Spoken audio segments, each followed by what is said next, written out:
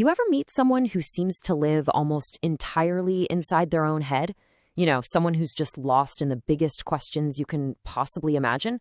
Well, today, we're going to dive into a really fascinating and honestly pretty challenging personality archetype, what some call the Sulphur personality.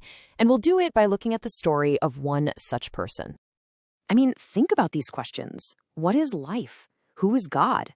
Am I right, or is the whole world right? These aren't just things you wonder about for a minute. For some people, these questions are the very air they breathe. They're the engine that drives every single waking moment.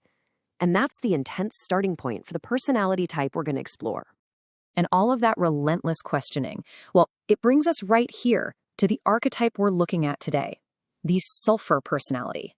Now, it's really important to get this. This isn't just about being a deep thinker. No, it's about a mind that gets so consumed by its hunt for the truth that the lines between real insight and just total isolation start to get really, really blurry.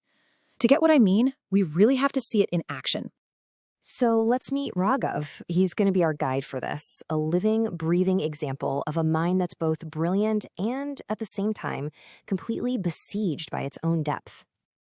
So on the surface, Raghav is someone you'd probably really admire. He's incredibly smart, and his imagination, it has no limits.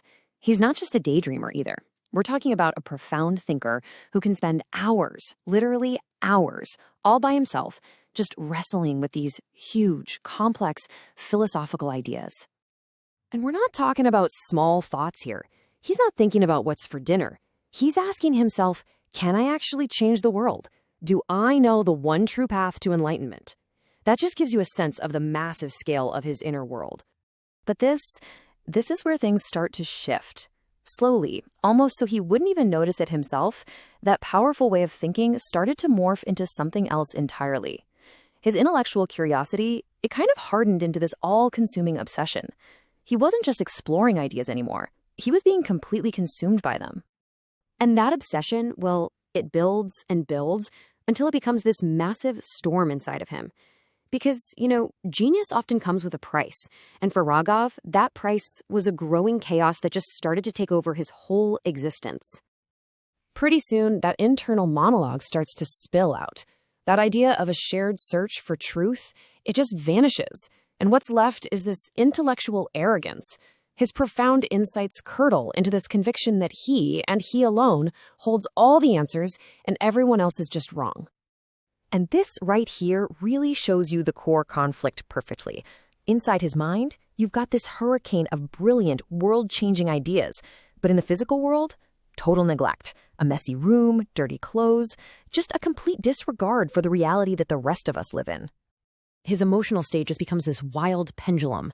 One minute, he'd be manic, just buzzing with excitement, totally convinced he was right on the verge of some massive breakthrough.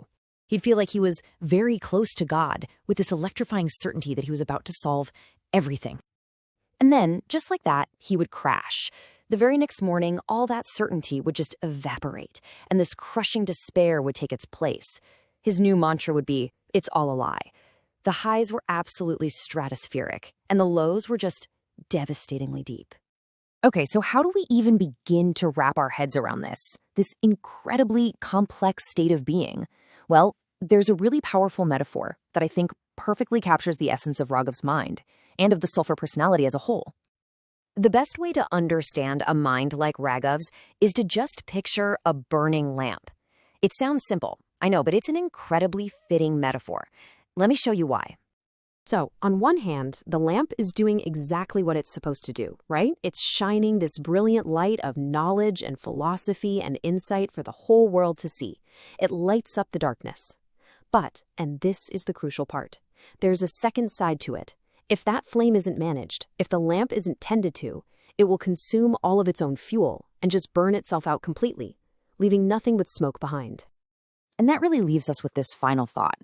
Raghav's story forces us to ask a really tough question, not just about him, but about the nature of genius and deep thinking itself.